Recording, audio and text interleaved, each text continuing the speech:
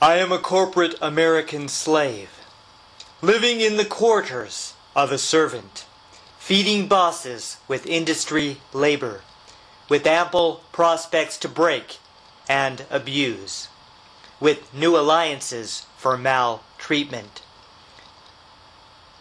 I have been a new recruit lining up for the inspection of the drill sergeant, standing at attention with my head bowed, as they take away my sense of value, while their fingers rub their supremacy. They insert rubber nozzles on my merit, feeling weakness to its capacity, a restraining collar around my neck, with their restrictive wrist and ankle cuffs, while they put numbers on my upper arm.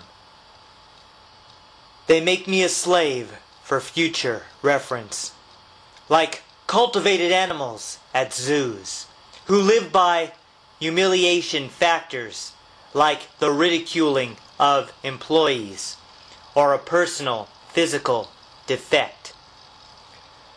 Managers install and attach the chains, training with their heavy flexible whips until workers simulate a chain gang, as bosses are encouraged to use whips, maliciously defacing a human.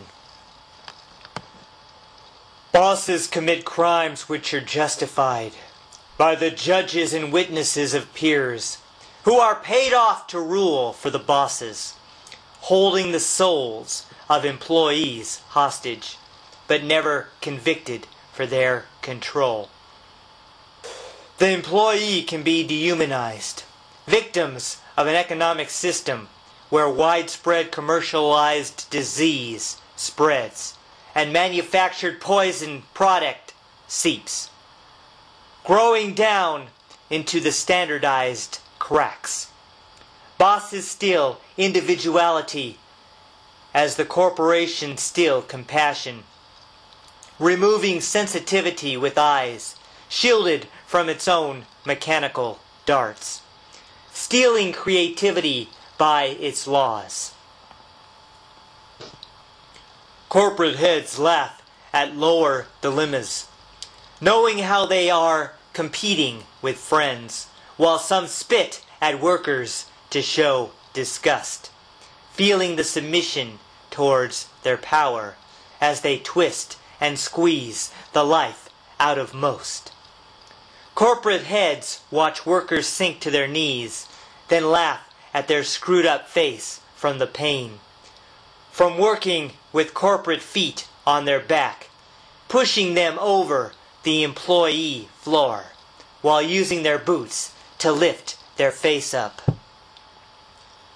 The employees are maneuvered to cry, forced to lick the sweat off their bosses, and the employees will drink every drop, feeling like a spit wad entered their mouths, sizzling the tongue in retribution.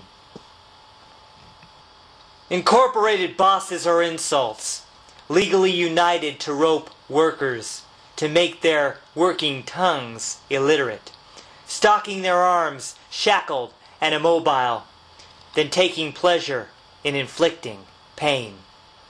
Corporate heads dig their feet in worker flesh of the reflective person who submits, then whipped by a rod and criticism, and humiliated by mockery.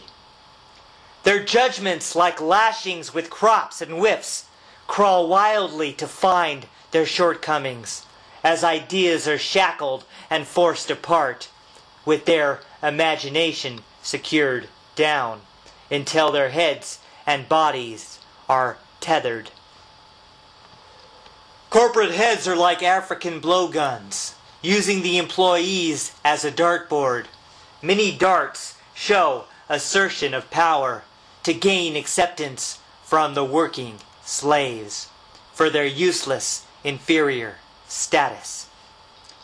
Corporate heads use the principles set forth, allowing the workers to reach their place, known as the corporate space nearest the ground, as the corporate rules become apparent. Bosses live where the workers are enslaved.